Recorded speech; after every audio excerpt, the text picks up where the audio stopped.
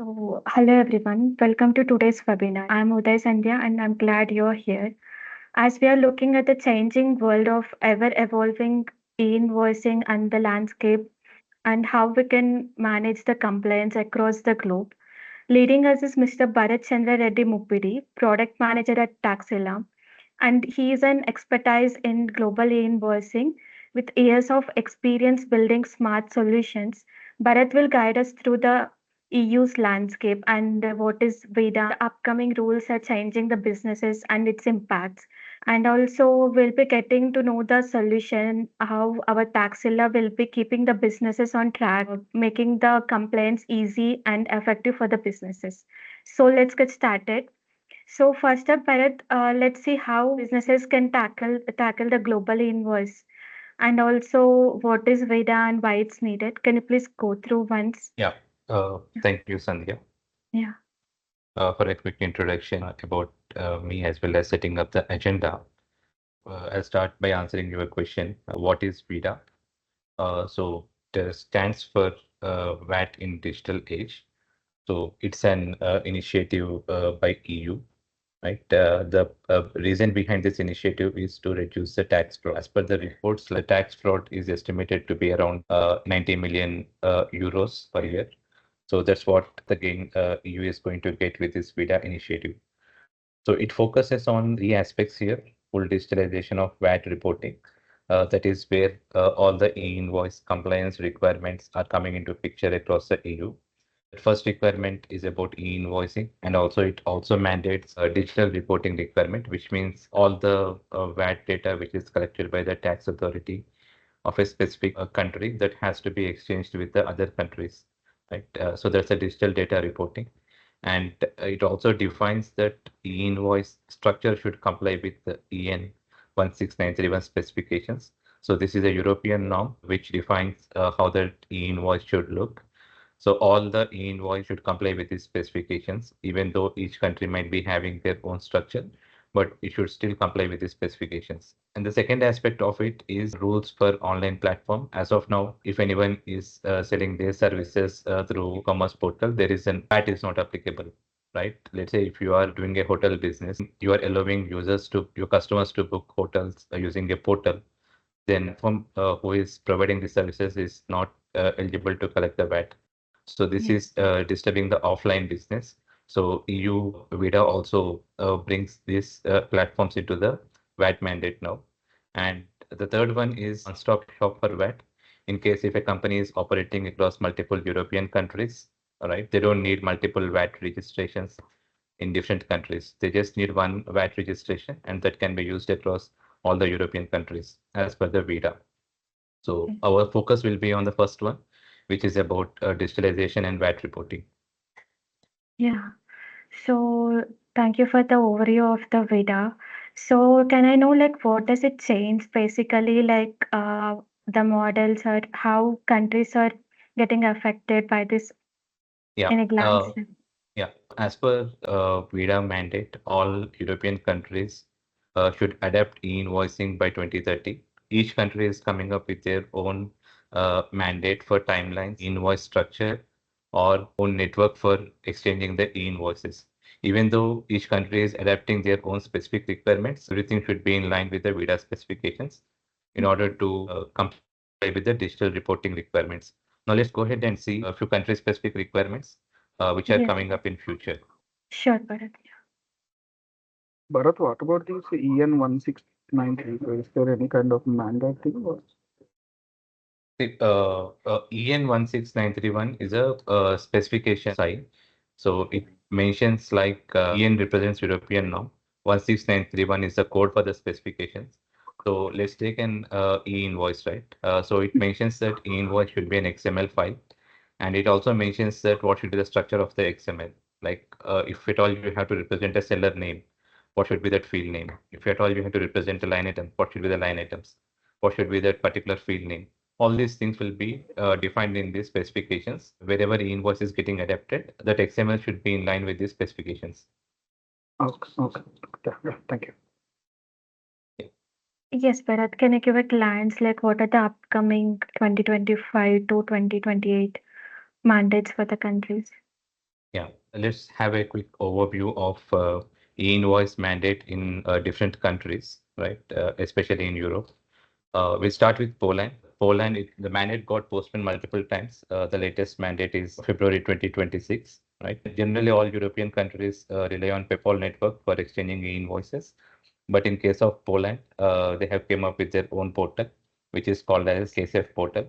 So all the invoices need to be submitted to this KSF portal, and the invoice structure is called as FA3. So FA represents Fatura, which is nothing but e-invoice, and 3 represents the version, that is the latest version of the e-invoice, right? And there is a digital signature required. So all the invoices which are submitted to KCF portal should be digitally signed before submitting it to the tax authority portal. And this data archival requirement as per the regulations. Okay. So let's look at the France. I can say it's in pilot stage. So France, earlier there was a portal called Chorus Pro. Like this is mainly used for B2G transactions in case supplier is supplying some goods or services to the government entities, and they need to use Chorus Pro to submit the invoices. Now France is coming up with a different model, which is called as Y model, and it is based on PDP. PDP called as Partner Dematerialization Platform, right? And it is nothing but a certified provider in France. If anyone has to send or receive e-invoices, it has to be through this PDP in France. The e-invoice formats are Facturex, and PayPal is also being supported, and PayPal five corner model is also being evaluated for France e-invoicing. So it's going to be a gradual rollout starting from September 2026. And right now we are just watching the updates received from the DGFIP in France, and then keeping our solution up to date. Okay. Next is the Belgium. Date starts from January 2026, and Belgium is adapting all network. So from January 2026, it's a four corner model of PayPal which is being adapted, and gradually it will be extended to five corner model. The difference between four corner and five corner model is, in four corner model, there is no requirement to report the tax information to the tax authority or e-invoice to the tax authority. Whereas in five corner model, you have to report invoice to the tax authority before it is sent across the PayPal, right? Similarly, Latvia is also on PayPal network. B2B mandate starts from 2026. Right now, mandatory for B2G transactions to exchange over PayPal. Similarly, for Croatia is also again on PayPal network. So all the invoices should be exchanged over PayPal network. So be it Belgium, Latvia, or Croatia, all the mandates starting from January 2026, and it's only for four corner model. Okay. Yeah. Those are all the quick updates on what is happening across different countries in Europe, Sandhya. Yes, Bharat. So, like, are these the major countries? Any other countries we have, like, upcoming one? Can you name few apart from this? So Like, if you take, if you, these are the countries which are coming up in Europe, and Spain is still under discussion. Greece is also still under discussion. Apart from Europe, we should also anticipate there is a extensive discussions going on about e-invoicing in UAE, and recently their UAE PINT format is also published, and all test bed is also released for PINT AE. Right? okay. And countries which we need to closely monitor is Singapore. Mm. Yeah, so these are the other countries which need to be monitored apart from these countries in Europe. Okay, Bharat. So, I have a question. So, like, how fast businesses should be ahead of all this information and they need to be updated so they can't fall under the penalties. So, how can they like get all the information? So based on the experience different countries, right? Mm. It's always business be ready 6 months in advance, right? Because there are a lot of Yes. things involved here. So businesses has to start analyzing the existing systems and find the gaps, missing data elements, and then find out a proper voice provider Mm. who can help them in filling those gaps, right? And who also has the capability to integrate with their ERPs and to the multiple tax authorities. So Yes. businesses should at least start 6 months in advance before the mandate date. Okay, Bharat, thank you. And what might be the biggest challenge business might will face during all this process, like while So, submitting the invoices to authority? one biggest challenge is getting the data, the format required by the tax authority. And if Okay. a particular business is operating across multiple countries, complexity increased by exponential, right? Because each Yes. country is having their own format. And the next challenge business will face is mandatory data requirements from different countries. Mm, Uh, as of now, it might be the case that whatever the mandatory information required by the tax authorities is not okay. available in the current existing accounting or ERP system. So they need to upgrade or find a way to get Mm, those mandatory information in place, right? yes, Uh, Bharat. and also finding a solution which has minimal impact on their systems. So that's another Okay. challenge business will face. So, how can they simplify the process actually? And these are the great points, like which you have mentioned before. So, from all these aspects, I got to know like planning is the key here. Like before, Yes. uh, like before 6 months, businesses need to plan it. So, how can they simplify the entire process? Like, how can they be very effective and stay ahead in the compliance? Can you explain it, please? Yeah, so that is where the solution from Taxilla will come into picture, right? Okay. So we provide a universal compliance solution, which means like you integrate with one API and you will Okay. be compliant with all the e-invoice mandates across different countries. Even if you Mhm. want to expand into a new country and seamlessly comply with those regulations as you've already integrated, right?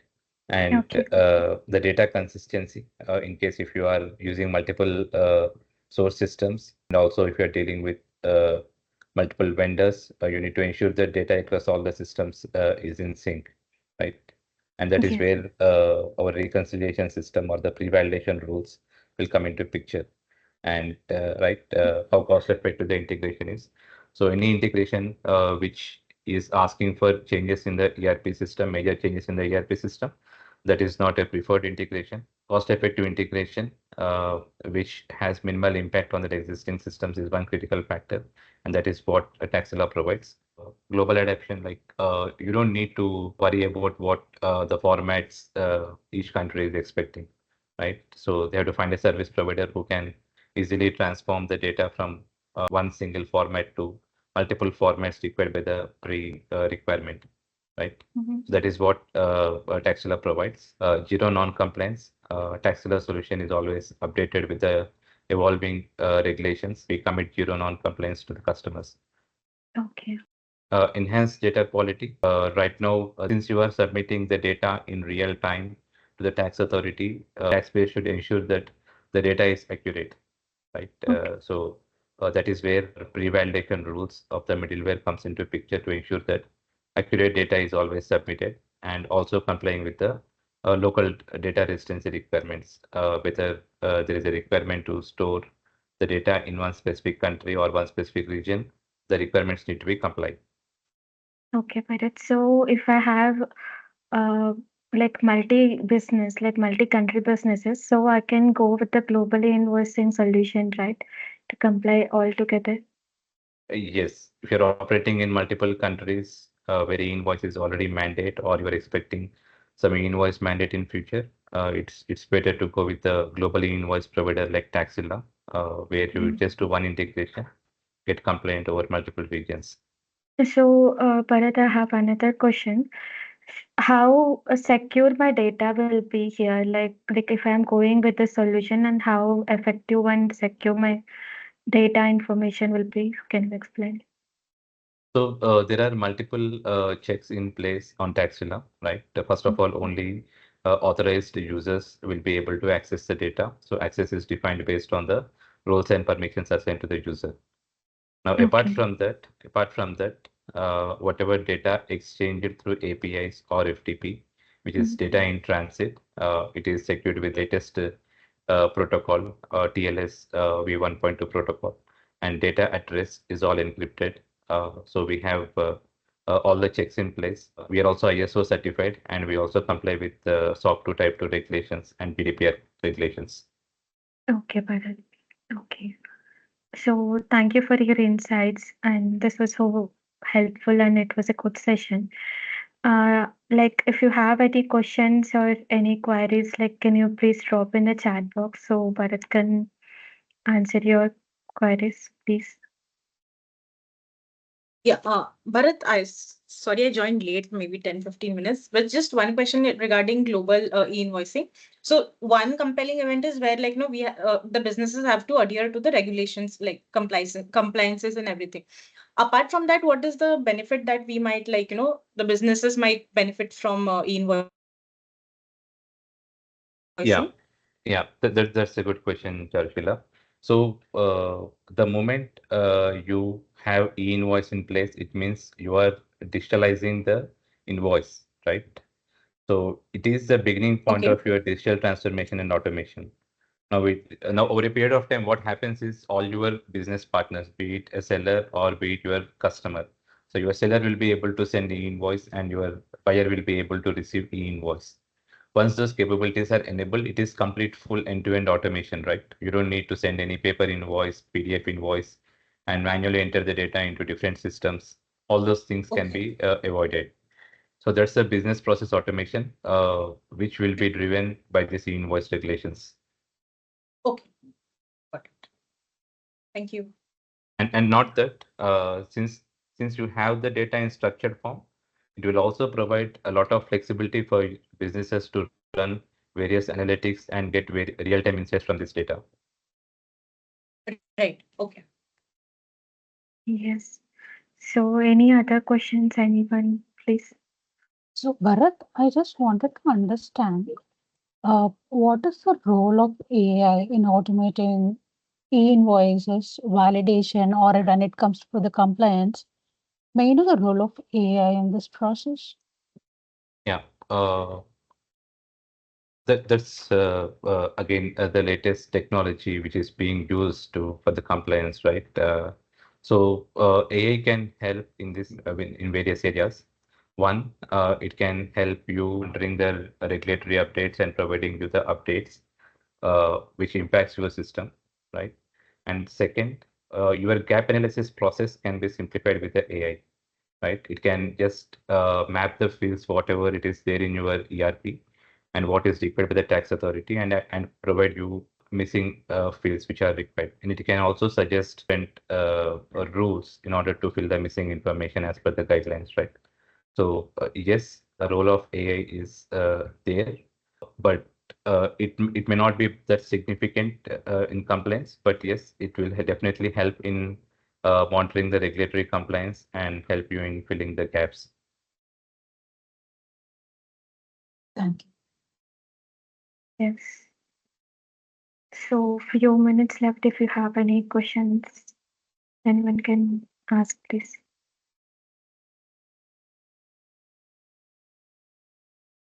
Yes, Bharat. So can you give it a glance, like how everything works and how a business can approach our solution? Yeah. Like how fast they can go with the compliance? Yeah. So and what I have seen in different countries with respect to compliance is wait and watch, right? So I have seen businesses waiting till last minute expecting the mandate to be postponed, and then they realize that mandate will not be postponed, and then they will try to get compliance in the last minute. So I think business should avoid this wait and watch approach. So as soon as the mandate is published, they should immediately interact with their existing provider or find a provider who can provide services across multiple regions, and then start interacting with them, start with the gap analysis, planning, and everything. So that wait and watch approach should be avoided. The mandates, at least in EU, it is clear. By end of 2030, all the countries in EU are coming under the e-invoice mandate, right? So that mandates need to be watched, and then they should immediately reach out to their consulting partner or CPA firms to understand the impact on their business, and then license with the service providers like us to fill in those gaps. So we are also launching our e-invoice regulatory updates page where all users can see what is the updates in a historical manner, what are the updates happened in a specific country, right? That's e-invoice complaints updates pages coming up on our portal. So people can go through and understand various regulations, and they can reach out to us for any support, be it related to data transformation or related to identifying the gaps, or in order to complain in multiple countries, they can approach us by using the contact us. Okay. So businesses, first step they need to take is like they need to stay ahead of the mandates and the information. So they can go through the regulatory pages and stay updated with the country-wise regulations, mandates, and they can plan further to go with the solution, right, Bharat? Yes. So first thing is monitoring the updates coming from different tax authorities. Okay. Yeah. Yeah, So Bharat, yeah. like I have a question, like what cost and time savings can we expect by the Taxilla after transforming to invoicing compliance? See, definitely there is a cost benefit, right? One advantage businesses are going to get is reduce minimal impact on the existing systems, right? So that is where our Taxilla's transformation engine comes into picture. We just take the data in whatever format we receive and convert it to the country-specific format, and also integration flexibility, right? So it's not necessary you have to integrate only with APIs. If you're having a legacy systems which are not supporting the APIs, you can still use TP integration method or some other file share mechanisms which are readily available on our platform. That's another cost benefit you are going to get. Taxilla is not restricted only to e-invoicing. We have other products, invoice to cash and invoice to pay, right? Which actually drives the business process automation. That's the value addition you will get it by adapting the e-invoice on the Taxilla platform. Okay. And the implementation time, I can say that we have a scenarios where we made a customer live in 3 or 4 days, where even in the countries where the requirements are complex, like in Saudi Arabia, Malaysia, or in Romania, we have made customers live in 4 or 5 days. So the implementation time is very short on Taxilla platform. Yeah, thanks. Bharat. How are Yeah. you, sir? Actually, I have one question. Like, why the 2025 is the year of e-invoicing and how to profit from it, especially in the case of SMEs like that. See, 2025 is a year of invoicing because that is where majority of the invoice mandates are coming in place. Like especially if you see EU or in GCC countries or in other APAC countries, right? And definitely it's going to help SMEs adapting e-invoicing, because the moment they adapt e-invoice, the delivery of invoice becomes easy, right? The invoice, which ideally takes 2 to 3 days, to load into the AP system of their customers, will take now minutes, right? So obviously that helps SMEs in digitalizing their process, collecting their payments quickly, and also getting the real-time insights from the data which is already there in the structured form. Okay. So any other questions anyone have? So, Bharat, that sounds very informative. However, I have one simple question. Like, how does e-invoicing integrate with, ERP systems like SAP, Oracle, and Microsoft Dynamics? Like, if we have any current existing, and how can we integrate with with the systems? Yeah. So Taxilla has pre-built connectors for these ERPs, right? So you can just, in case if there is no customization in your ERP, whether it is SAP or Oracle or Microsoft Dynamics 365, if there is no customization in your ERP and if you're able to generate the data in the standard formats readily available in the ERP, then you can use the ready connectors available with Taxilla and start sharing the data to the middleware and to the tax authorities. In case if you have customizations done on the ERP and if you don't have in-house expertise, then Taxilla is partnered with various system integrators across different regions. So we can bring in that ERP expertise and help you with the integrations. Now, if you are using a legacy system which does not support API integrations, or in the process of migration, or you are in the process of upgrading your ERP, we can support a temporary mechanism by sharing the files through FTP, or loading or manually loading the files till you have the latest version in place. Okay, well, got it. Thank you. So, any other questions are left? Okay. So, thank you, Bharat, and thank you everyone for joining this session and for your valuable time. And especially thank you, Bharat, for your insights. It was very good session, insightful. And like, can we expect any further webinars ahead? Yeah, definitely we are planning a series of webinars. So in this webinar, you have just seen what is ViDA and how it's impacting the e-invoice regulations across different countries. So in the coming weeks, we have a series of webinars targeted to a specific country, and go in detail of requirements of the specific country, and what businesses need to do in order to stay compliant in that country. Yes, Bharat, that will be very helpful for everyone. So thank you everyone. Thank you. Thank you. Thank you. Thank you. Thank you. Thank you, Bharat. Thank you.